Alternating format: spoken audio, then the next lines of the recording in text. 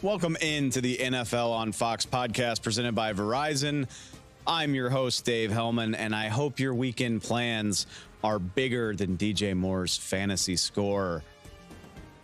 Chicago Bears star receiver looking every bit like a guy that was worth trading the number one overall pick for, as the Chicago Bears down the Washington Commanders 40-20 on Thursday night. What an improvement from a week ago. What a way to end a nightmare couple of weeks for the Chicago Bears organization. They snap a 14-game losing streak dating back to basically a year ago. The laughingstock of the league through the first month of the season. Laughingstocks no more. What a win by the Bears, who were 6-point underdogs coming into this game. Again, I don't know how many times we need to rehash everything that's gone wrong for the Chicago Bears, but to even take it as recent as 4 days ago, they let a 28-7 lead slip to the Denver Broncos at home.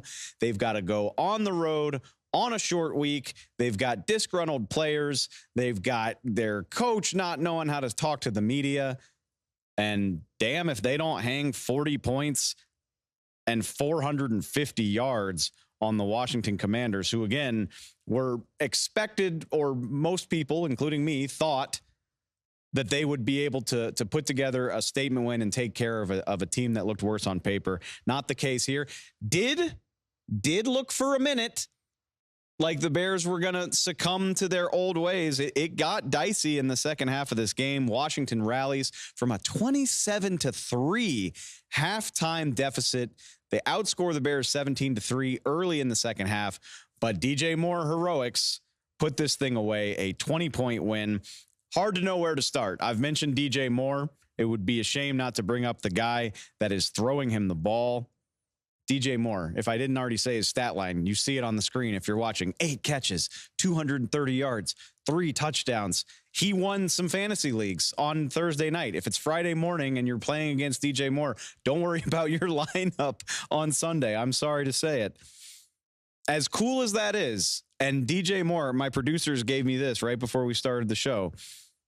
DJ Moore, 531 yards through 5 games. He's only 13 yards behind the leader for all of last year for the Chicago Bears, Cole Kmet.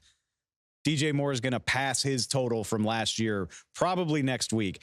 Incredible stuff. I'm sure the Bears feel fantastic about that decision to include DJ Moore in the trade with Carolina. But as exciting as all of that is, Justin Fields, man, how thrilling must it be to see this guy who has been under so much scrutiny, under so much pressure, so many people dogging him, doubting him, talking bad about him. 15 of 29, 282 yards, 4 touchdowns on the night. Most important, no turnovers. Remember, his sack fumble is really the catalyst for Denver's comeback last week. Did not happen this time around. Sure, there were some close calls, but hey, nobody remembers that if you win the game. It's the second straight eyebrow-raising performance in less than a week. Remember, this all happened Sunday. So in 5 days, we've gone from, do the Bears go after Caleb Williams? And maybe they still should. Let's not get too far ahead of ourselves. But 2 games in less than a week where DJ Moore is at the very least looking like a guy who could be a franchise quarterback, who could be somebody that builds your offense around. And the most exciting part for me is he did it against a step up in competition. Don't laugh. I'm not saying the Commanders are good. Again, they were favored in this game. They wind up getting blown out. They're 2-3 on the season. Not an NFL elite, but a better defense than the Denver Broncos. And how do I know that? Because everyone in the NFL is a better defense than the Denver Broncos. Denver last week, last in DVOA, last in defensive EPA. They gave up 70 points to Miami. They're allowing 38 points per game. Washington, not a fire-breathing defense at all, but they are a so-so 18th in all of those metrics I just listed. They're 22nd in total defense. They are a better defense than the Denver Broncos, and Justin Fields lit them up, particularly in the first half. There's a more nuanced conversation to be had about the Bears being a little more consistent. It was looking, like I just said, I mean, they had been outscored 41-10 in the second half of these two games before DJ Moore's heroics at the end that really put this thing away. But still, two phenomenal passing performances from Justin Fields. You've got to have so much more confidence in where this offense is going after this last week. I mentioned this the other day. The Bears also have manageable opponents coming up. You look at the schedule, all of a sudden, Vikings and Raiders coming up, certainly not chalking those up as wins. But if Justin Fields is playing like this, you have to like your odds that the Bears can start to stack some wins together, maybe climb out of that 0-4 hole. They're already on their way. And they did all of this without a semblance of a running game in the second half, by the way. Khalil Herbert, Travis Homer, Roschon Johnson all leave this game due to injury. There was a moment in the fourth quarter where I'm saying to myself, why the hell aren't the Bears running the ball? They're up in the second half. They got to get out of here. They're on the road. And then I remembered, oh yeah, they don't have a running back. Fields as a ball carrier and their fullback are what got them through to the end of this thing. So even being completely unbalanced, they managed to hang on. They managed to still score some points. I think it's incredibly impressive. We're not taking the Bears too far. Like let's not get carried away, because I think that's how the Bears wound up in this mess in the first place, is unrealistic expectations. Like, I think there were a lot of people around this organization, fans in Chicago, that saw this team as a potential playoff contender. I always thought that was biting off more than this team could chew. But they should have been better, and they finally look better. This looks like a team that could steal some surprise wins, certainly not lose 14 in a row.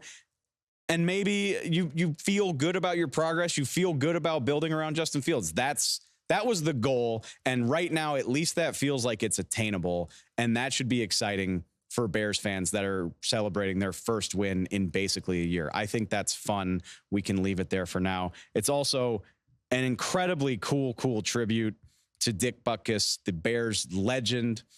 Word comes down that he passed away Thursday at his home in Malibu, just hours before kickoff, really. And to be honest, it seemed especially sad that this news would come out as the Bears were playing a Bears team that's been through such a rough season.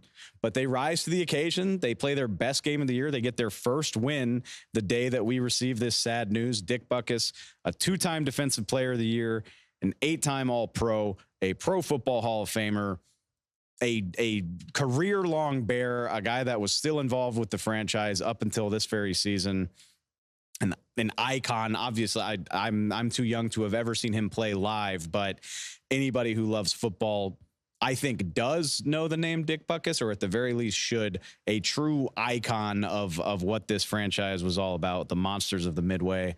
It's very, very cool that the Bears were able to get this win as some sort of tribute to him and his family. Real quick on the Commanders, a couple of things. Number one, I think it is an incredibly disappointing loss if you're Washington. Remember what we said before the season. Everybody in this franchise should consider themselves on a job interview. That goes for Ron Rivera. That goes for offensive coordinator Eric Bieniemy. That goes for the front office. There's new ownership in Washington. They were 6-point favorites at home, coming off of a really strong performance against Philadelphia. And with the exception of about 10 minutes in the second half, they just didn't look ready for this game. You go down 27-3 at home to a winless team. That's a really, really bad look. It's not a great spot for Ron Rivera to be if new ownership is evaluating his job. But we should talk about Sam Howell, another guy whose job is being evaluated. This dude's fun, man.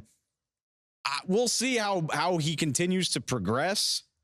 And his first season as the starter, you're seeing all of the ups and downs that you might have expected. Gets drilled by Buffalo, goes up and plays amazing against Philadelphia. Very forgettable first half here against Chicago. And then in the second half, just absolutely balls out. 51 attempts on the night, 388 passing yards, 2 touchdowns. But it's not even so much the stat line. This dude is a walking thrill ride. I don't know what's going to happen on any given snap. It's like playing roulette. It's like putting $100 down and just watching the wheel spin. Just constant anxiety with a few bursts of joy and excitement, maybe some agony. throwing interceptions, scrambling around, diving for 2-point conversions, carrying tacklers with him. I think Sam Howell ran 150 yards in this game to gain 19. That's how often he was on the run. That's how often he was wheeling around in the pocket trying to get away from guys. Made a couple of gorgeous throws. Sam Howell's must-see TV. Like, Anthony Richardson is the most fun first-year starter, but I don't know if Sam Howell is very far behind. We'll see if it leads to more wins in the future, but I like watching Sam Howell play football. That's a bright spot for the Commanders, but a good night for the Chicago Bears. Fun Thursday night, but let's get to Sunday, a loaded Week 5 slate. We got another London game to talk about. We got a clash of NFC heavyweights Sunday night, but let's start Sunday afternoon right here in Los Angeles. The Philadelphia Eagles coming to town to face the Los Angeles Rams. Greg Olsen is on the call, and he joins me now. Greg, let's get into this thing. This has been my talking point with the Eagles all season long, which is that you watch their games, and it feels fair to say they're not hitting on every cylinder. Then you look up, they're 4-0. They're top 5 in total offense. They're top 5 in scoring offense. They look pretty damn good. Is it fair to say that there's more the Eagles could be doing, or is the standard just that high at this point? No, I think it's totally fair. And we were actually, that's going to be something we're going to dive into on the broadcast on Sunday. I think the scary thing for the rest of the league is, as you mentioned, they're actually scoring more points than last year. They're getting more yards on offense than last year.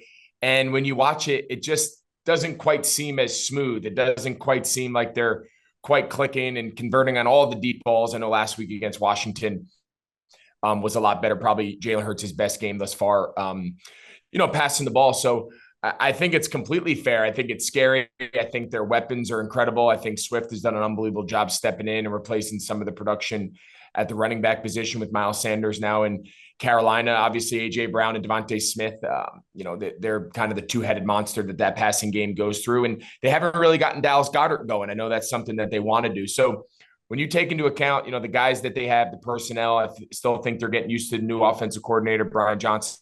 So I think I think the rest of the league, unfortunately, hasn't quite seen them really hit on, full throttle yet. And even a B+, A- performance by the Eagles has them at 4-0. So speaking of full throttle, it's early enough that we don't completely know the answer to this, but Cooper Kupp is back at practice for the Rams. We know all about him, and it's fun and scary that the Rams have been playing as well on offense without him. I don't know how many people saw that coming. I'm going to hope, for the sake of a more fun game, that Cooper Kupp is on the field on Sunday. How do you think that changes what the Rams do on offense? Especially, I don't want to say Cooper Kupp and Puka Nacua are the same player, but I do think there are some similarities there. And I'm curious about how those two will coexist on this Rams offense once they both start playing. Yeah, and I actually think that's one of the more fascinating components to this week's game. All indications are that Cooper Kupp had a good first day back yesterday. We'll get the injury report. We'll have a chance to speak to some of their coaches later today and tomorrow. So we're looking forward to kind of hopefully getting an update about his status. But you said, Puka Nacua, he's been the story of the year. The breakout star as a rookie and what he's done. Obviously, there's a million stats that people can rattle off, but he does do a lot of his damage out of the inside kind of slot position. He's a big physical guy, makes a lot of contested catches, seems like he's always open.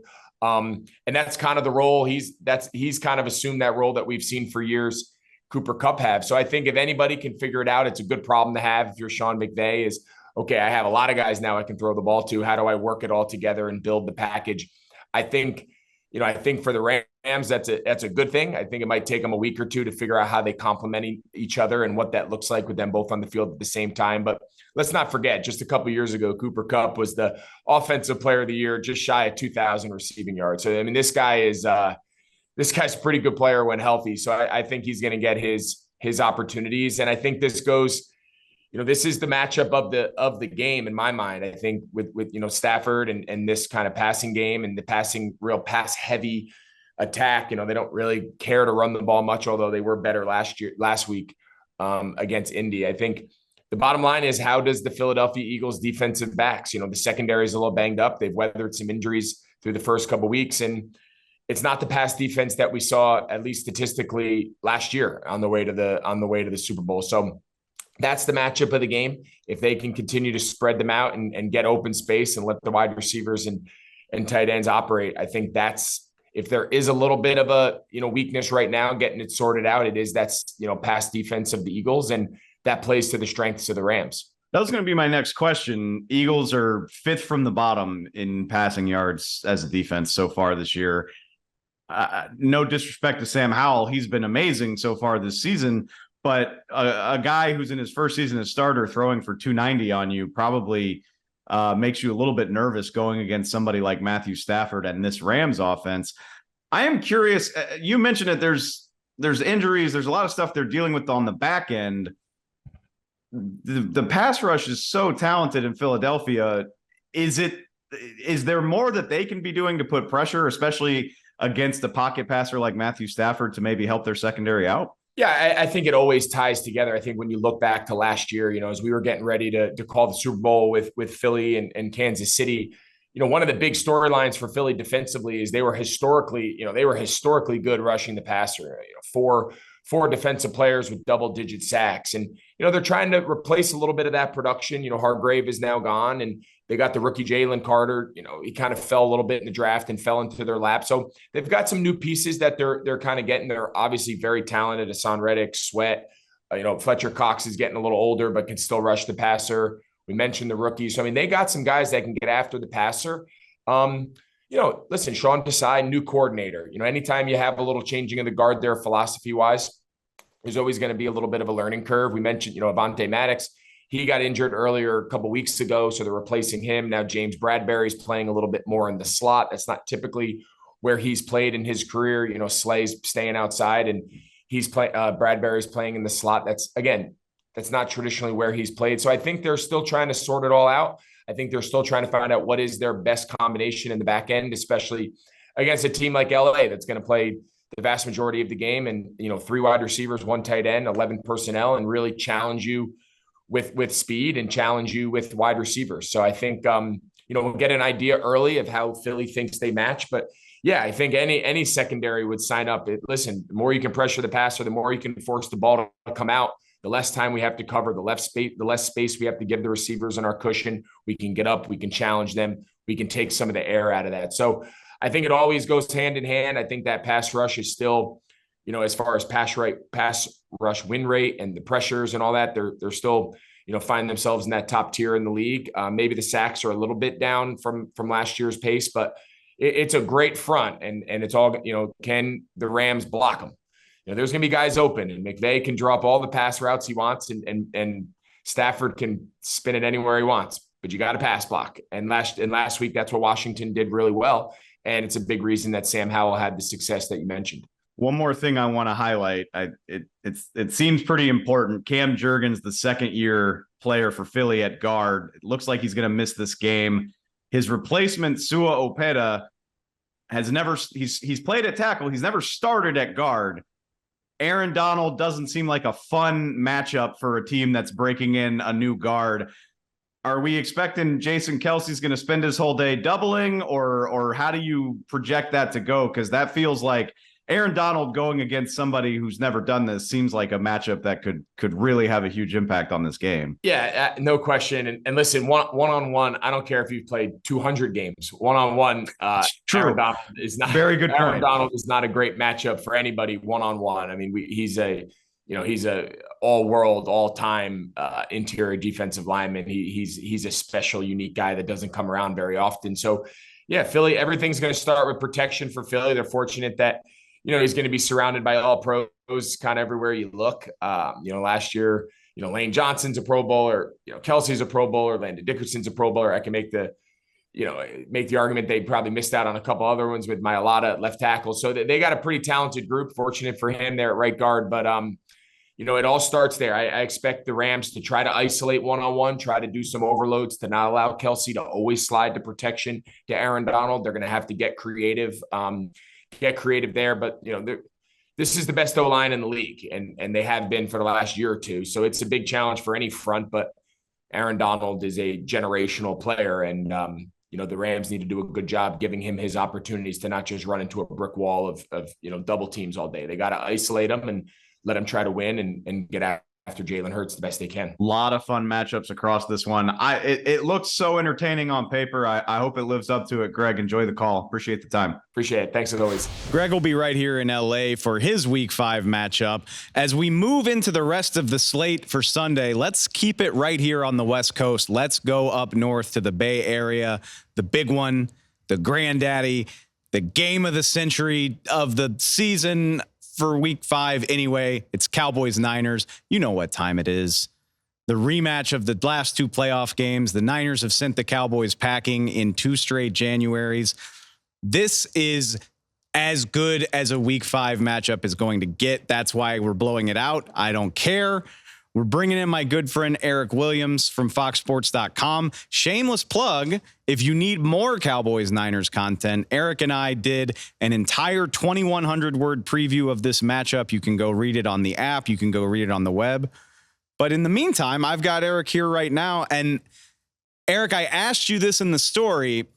I know exactly what's at stake for the Dallas Cowboys in this game. This is the bully that they cannot beat. This is the team that's broken their hearts 2 years in a row. This is a game that they need to win to sway people that things are different. All of that stuff is at stake. We heard Jerry Jones say the Niners look the most likely to win the Super Bowl. We've heard the Cowboys say that this is a measuring stick game. But on the other side of this matchup, I mean, the Niners are every bit a contender as well. If it's possible, a team that's gone to 2 straight NFC Championship games seems the less hyped part of this matchup. But I'm curious from your perspective, covering that team, what would a win in this game say for the Niners about where they are and whether they can achieve their goals this year? Yeah, that's a good question, Dave. I think a couple things. I think, first of all, there's still question about their quarterback, Brock Purdy.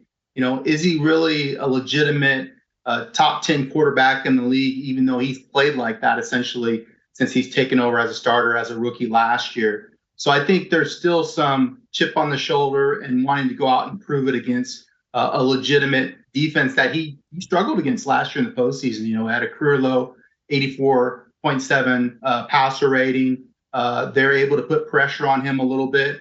And so I think he kind of wants to prove again that, what he's done over the last 10 or 11 games isn't a fluke. And then I think the other thing is there's still a bad taste in their mouth and how the season ended last year, losing to the Eagles and not having their quarterback there. And so I think they want to prove to the league that this is a legitimate Super Bowl contender. And the only way to do that is to beat teams like the Cowboys. I know maybe it doesn't matter in early October, but the Niners' resume to this point is better than what Philadelphia has done. If they were to win this game, I think it's unquestionable that they're in a better spot. I mean, does a win like this make the Niners the team to beat, and maybe not even just in the NFC, but in the entire NFL? I think so. And I think I say that because of the way that they've played so far. They're averaging over 30 points a game offensively. They're playing solid defensively, but I still feel like there's another couple levels they can go defensively. Only 9 sacks through the first 4 games. Nick Bosa has just 1 sack through 4 games. I believe he had 6 sacks through 4 games last year on his way to winning the defensive MVP. So I still feel like this team hasn't really peaked, which is scary. Obviously, they have a lot of playmakers on offense and defense, but this team hasn't really started to click yet. And again, I think that's scary for the rest of the league. I want to take it back to Brock Purdy for a second. The last time you were on the show, it was for 49ers Giants. And we know that Giants defensive coordinator threw the kitchen sink at Brock Purdy. It didn't really work very well. He beat the blitz. He beat the pressure.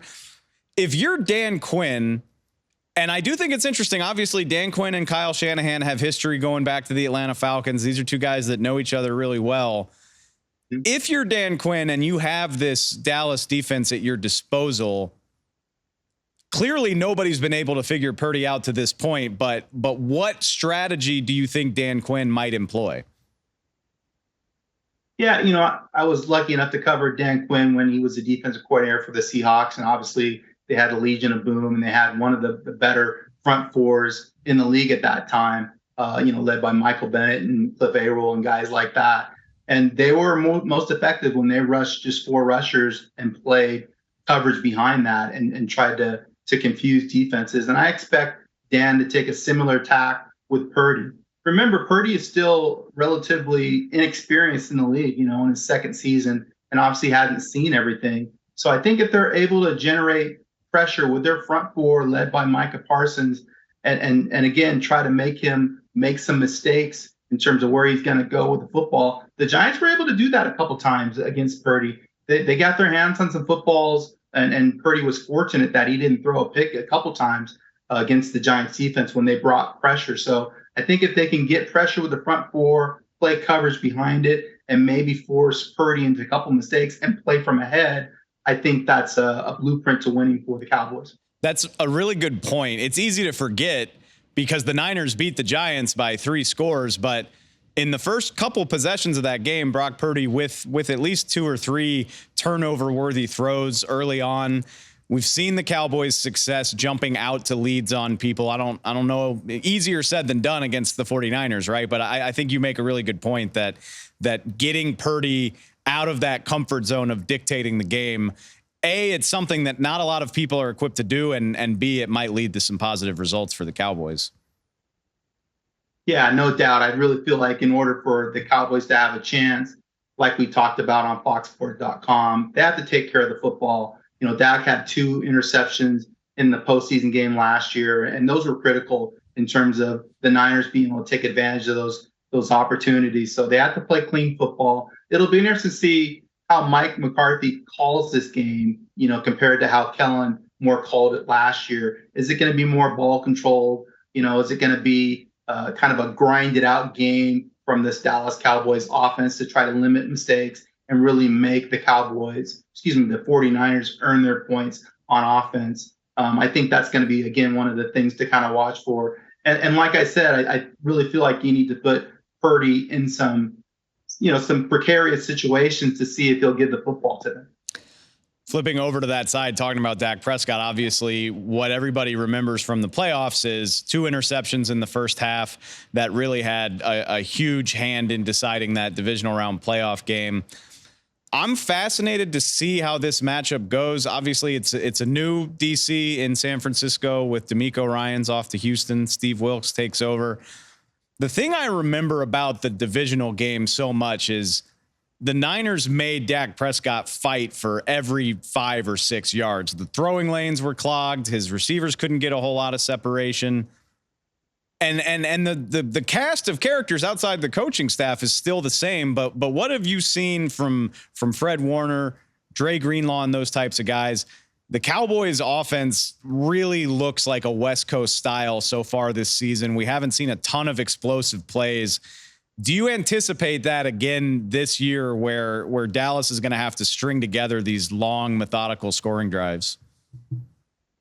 I think so, but I think what the Arizona Cardinals showed us is there's an opportunity to get explosive plays if you could run the football against them and kind of get them to suck up and maybe do some play action stuff behind that. That 99-yard drive that the Cardinals had against the Niners, you don't see great teams giving up long, sustained drives like that. Usually they're able to get off the field at some point.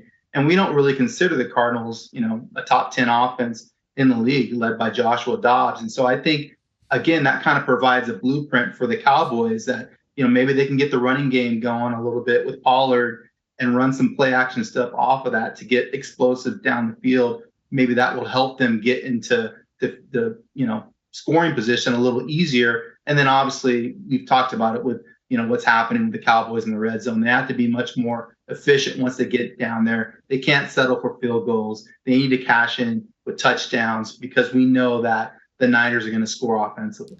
It's a fun component of this matchup is that they both had a common opponent so far this season. Cowboys lose a shocker to Arizona week 3. Niners beat them week 4. Just like you said, maybe the Cardinals gave the Cowboys a blueprint against San Francisco. I'm sure Kyle Shanahan and Christian McCaffrey liked a lot of what they saw of the Cowboys' run defense in that Week 3 game against the Cardinals. We know McCaffrey is on pace for an MVP season. It is early, but knowing that matchup looks favorable, do you see that type of performance as being possible against the Dallas defense for McCaffrey in the San Francisco run game? Yeah, I do think it's possible that they could run the football effectively. 222 yards is a lot. I mean, you don't see defenses giving up that on a regular basis. And I think the Cowboys are going to be a little more stout defensively. But I do expect the Niners to run the ball effectively. I think one thing that we need to think about, though, is we haven't seen Debo involved in the running game very much. And maybe this is one of those Debo Samuel games where you get him going on fly sweeps and you really try to stretch and stress the perimeter of that Dallas defense. Make Micah Parsons tackle, make him defend the run. Maybe that slows him down in terms of a pass rusher. And so, Debo's been limited this week with a knee. I suspect that he's going to play. And if he does play, I wouldn't be surprised if he gets 8 or 10 rushes and they look to maybe go with Debo a little bit more in terms of the run game. One last thing before I get you out of here. I mean, every component of this game, wherever you look, you can find an All-Pro or a Pro Bowler in a matchup. So I'm just curious, wherever you want to take it, as a fan of football, is there a matchup in this game that gets you particularly excited? Yeah, I think for me, a couple different matchups. I like George Kittle against the second level of that Dallas Cowboys defense to see if those linebackers can match up with him. And again, I think Kittle really hasn't had that game that he had last season where he had a couple of those in the second half of the year and was really Purdy's security blanket. And then I think the other matchup to watch is CeeDee Lamb on the perimeter, and whether it's Charvarius Ward or whoever's going to be the starter at the other corner for the Niners, can they stop him, in the perimeter? I think that's if on the Cowboys, I'm looking to see if I can get CeeDee going offensively and see if I can get some chunk plays that way. Just as a fan of line play, I'm knocking on wood here because it looks like the Cowboys starting offensive line is going to be all available for the first time in, I think, 23 games. Particularly Tyler Smith, the second-year guard, plays left guard for the Cowboys. He's been phenomenal through his first 2 games of the season.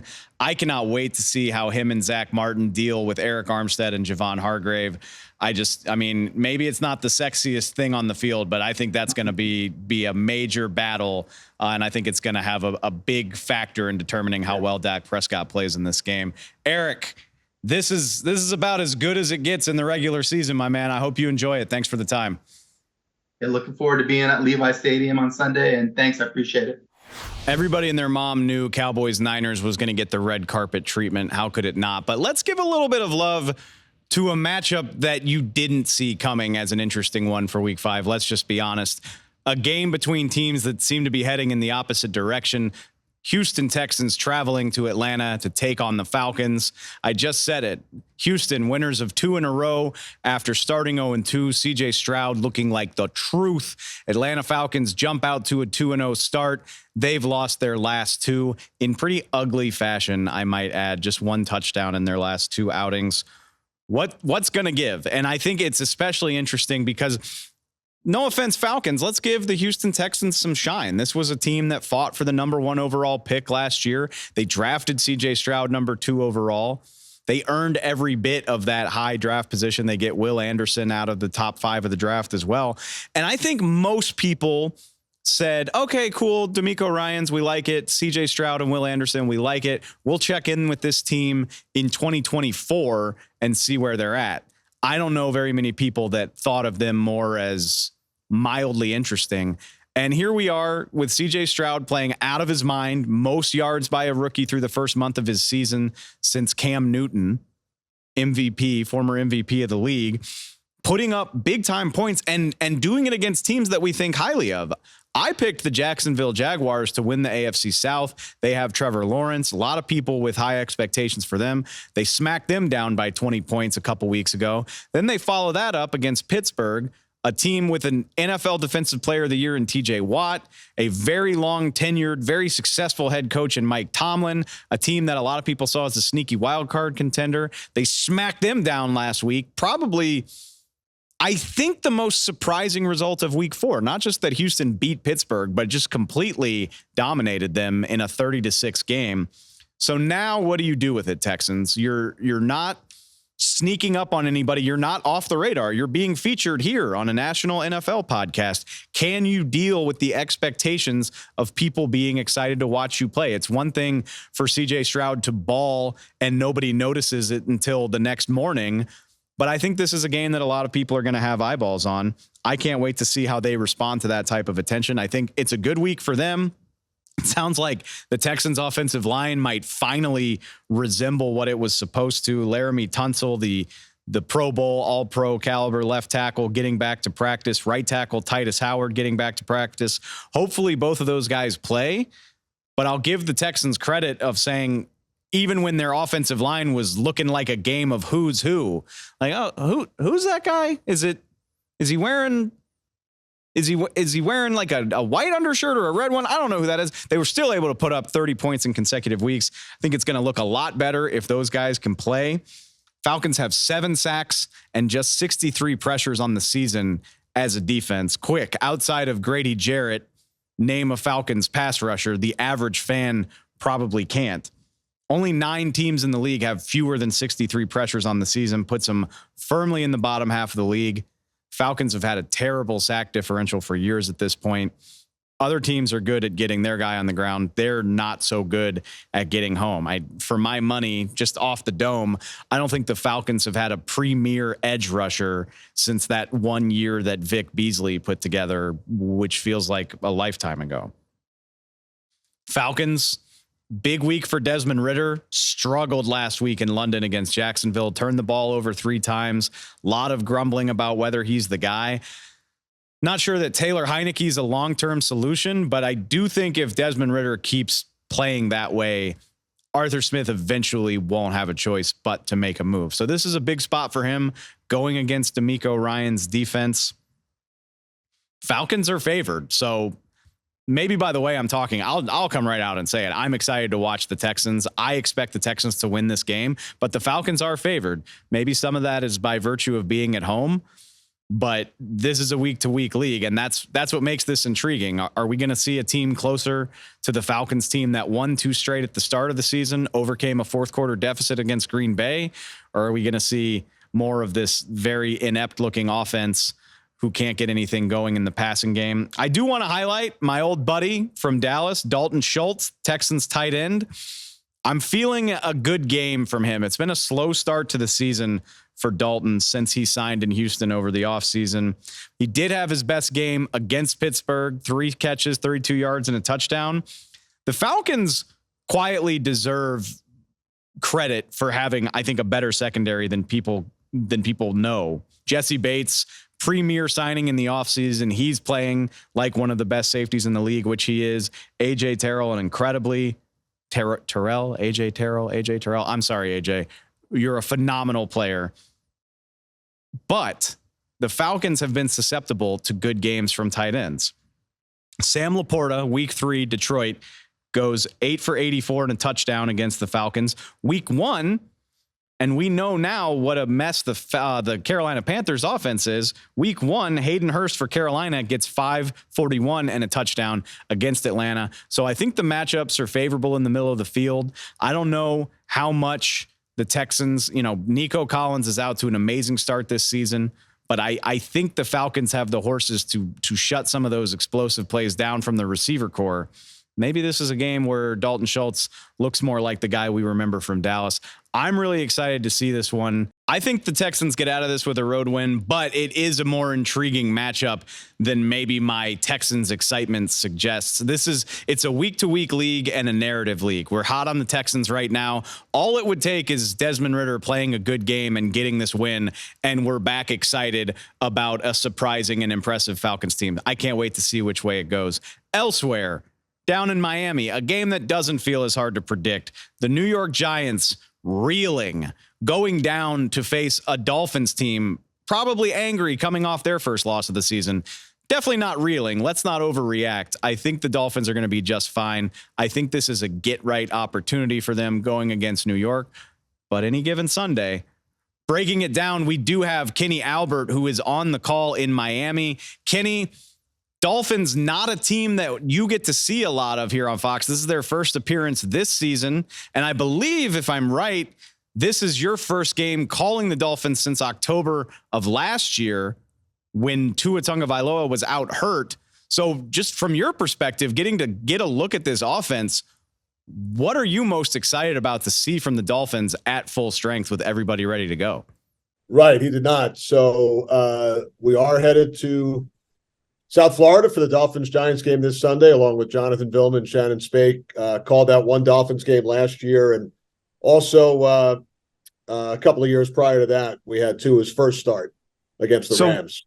I bring that up because, this is not a team that maybe you see as regularly as others. This is the Dolphins' first game on Fox this season. Having them at full strength with Tua available in the Mike McDaniel offense, we've seen what they've been able to do through the first 4 weeks of the season. What do you anticipate, or what gets you most excited with the way this team is playing, particularly on offense? Well, it's always fun to call high-scoring games. We had one last week with the Colts and the Rams. It went to overtime, and Puka Nacua, with his magic, 9 catches, 160-plus yards, and the game-winning touchdown. You look at the Dolphins averaging over 500 yards per game, over 37 points per game. They put up 70 against Denver. I mean, I remember calling games involving the St. Louis Rams, the greatest show on turf, back in the late 90s, early 2000s. And this Dolphins team, so far, what we've seen over the first 4 weeks, kind of resembles those Rams teams. When you look at all the weapons they have with Tua at quarterback, all of the terrific wide receivers and running backs. So, I know the Giants are working hard. They'll have their hands full to try and stop this Dolphins offense. Brian Daboll knows Tua as well as anybody. He was one of his coaches at Alabama, and they're very close. So we'll see what he can pull out of his hat as far as attempting to defend Tua and the Miami offense. But it should be a lot of fun for us from a broadcast standpoint. Talking about the Giants leads me to something that I think is really interesting from your perspective. You guys, you go to these cities on the weekend, you get to know these teams, you get to interview these guys and really get a sense for where things stand. Now, obviously, not the start to the season that the Giants anticipated by any stretch. Short of maybe the Chicago Bears and I guess Carolina also not having a win, there aren't a whole lot of teams that are off to a more frustrating start. Seems like it's been a rough week in New York with Evan Neal calling out the Giants fan base during the week. So it's your job to go in here and meet with these guys, get a sense for where things are so you can accurately tell the story on Sunday. What is your approach when you've got to, meet with Brian Daboll and meet with these players who I'm going to go ahead and guess are not having a very fun week? Well, you're right. I mean, they were a playoff team a year ago. They won a road playoff game in Minneapolis. High expectations heading into this year. It hasn't started the way they would have liked, but it is early. It's only a quarter of a way through the season, and they've had so many injuries. You look at the offensive line, key players banged up, Saquon Barkley, some of the receivers, the tight end, Darren Waller, not at 100%. Those injuries and the shuffling on the O-line, a big reason why Daniel Jones was sacked 10 times on Monday, and the Seahawks had 11 sacks in all. But I know they were happy with how their defense played as the game moved along. They won so many close games last year. So many things went their way. You look at the turnover margin, -8 this year, much different story. But as a crew getting ready to do this game, I don't want to say you're going with a blank slate because we're reading all the articles, and I live in the New York area, so I'm certainly surrounded by Giants and Jets talk each and every day. But we watch the prior games. We study the teams. We haven't yet, as you and I speak, but we will sit down and chat with players and coaches on both sides and formulate our storylines and go through our production meetings as well. So, when we do have those meetings with the players and coaches, there's usually great information that they share with us that we're able to incorporate into the broadcast on Sunday. Sticking with again, an unfortunate start, I guess we'll say, for the Giants so far. And you're right. I mean, so much of it is injury. Offensive line has been compromised for the last 2 weeks. Saquon Barkley hasn't been a big part of this thing. Is it as simple of a fix as that, as just getting these guys back? Because it had its rough moments before all of this happened as well. Obviously, losing 40-0 at home to the Cowboys is not the way you want to start your season. It required a bit of a rally week 2 against Arizona. Is there deeper soul searching that needs to happen than just, we get a couple of offensive linemen back, we get our star running back in the lineup, we can count on better production? Because watching that game against Seattle, it was hard to avoid the thought that there might be deeper issues at work here. Right. I mean, obviously getting those players back would be a big part of it, but it's a team that's had a lead for only 19 seconds, all season. That was in the Arizona game with the big comeback. And the schedule doesn't get any easier. They have the Dolphins this week and then the Buffalo Bills next week. So, right. Brian Daboll, his staff, they did a great job last year. Coach of the year, like I said, road playoff win. But every year's a new year. And as they say, on any given Sunday, you never know what will happen. Our crew, in particular, the last 3 weeks, I don't know if I've ever had a stretch like this in 30 years calling NFL games. We had Atlanta coming back from 12 down in the fourth quarter to beat Green Bay. We had Green Bay coming back from 17 down in the fourth quarter to beat New Orleans. And then we had the Colts coming back from 23-0 late in the third to force overtime. So looking forward to the game on Sunday. Who knows? The Dolphins score 70 one week and then give up 48 the next week. So, like they say, any given Sunday, you never know what might happen. I was about to say, so what you're telling me is around the 3 or 4 o'clock hour, the third hour of the window, depending on what time zone you're in, I need to get in front.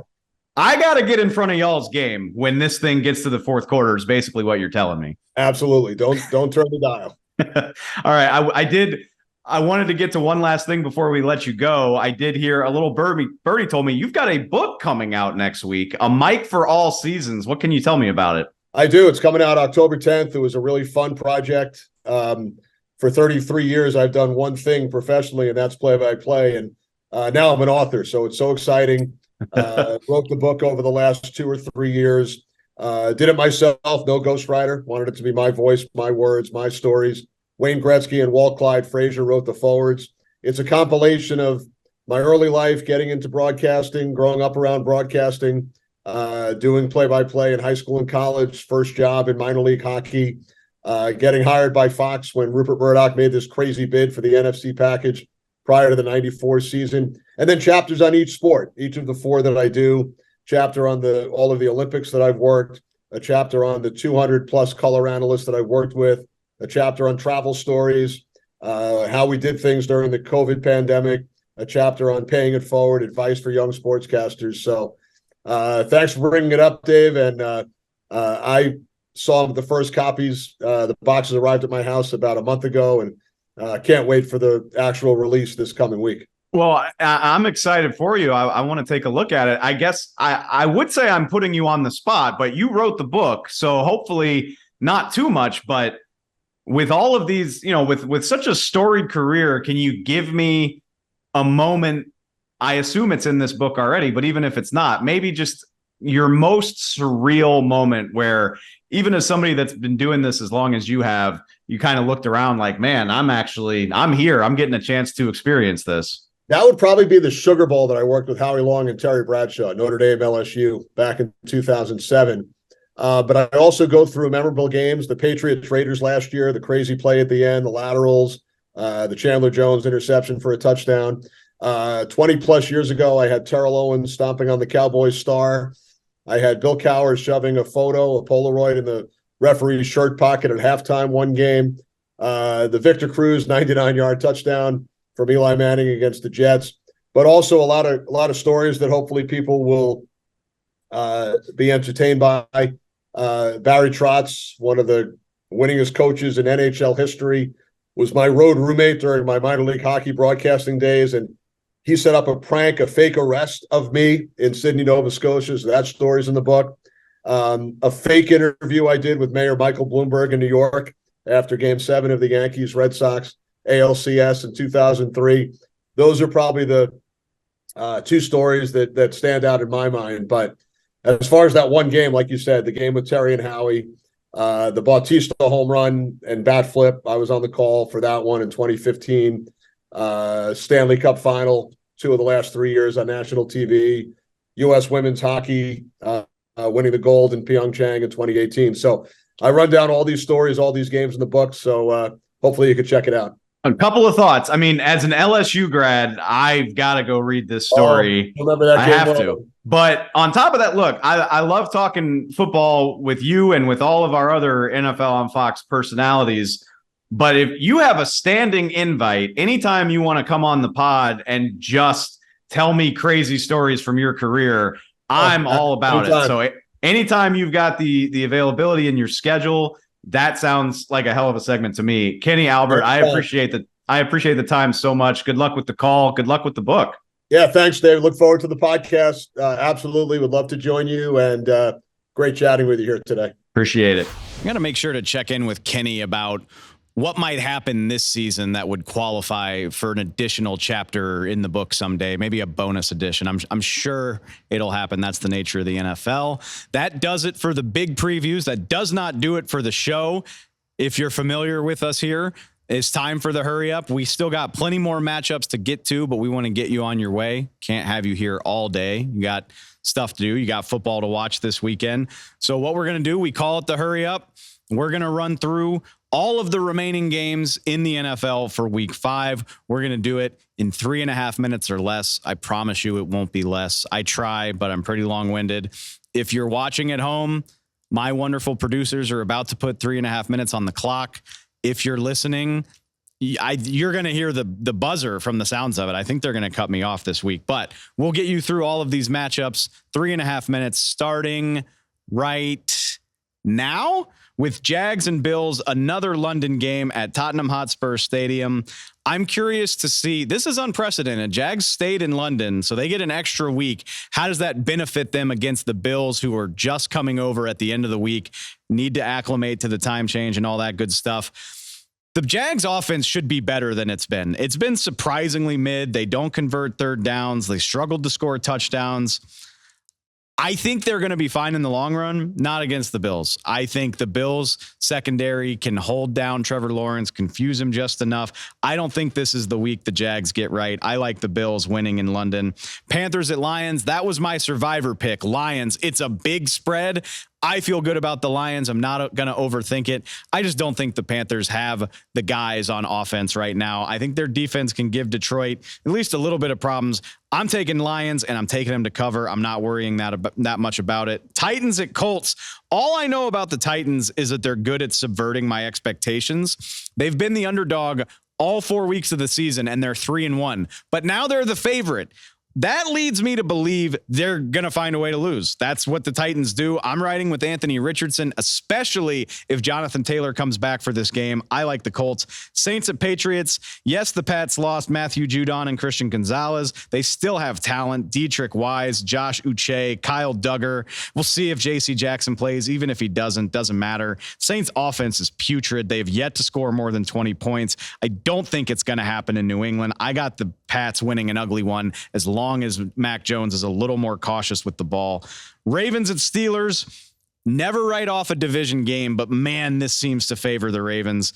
Past few weeks, they've been winning despite the fact that they have a CVS receipt of injuries, just guys on guys out injured. They're starting to get those guys back. Odell Beckham, Rashad Bateman, Marlon Humphrey, Marcus Williams, all practicing. Ronnie Stanley and Tyler Linderbaum are already back. Kenny Pickett's dealing with an injury. Give me the Ravens on the road, and I think they do it convincingly. Bengals at Cardinals. It feels hypocritical to keep picking the Bengals, but I'm going to keep picking the Bengals.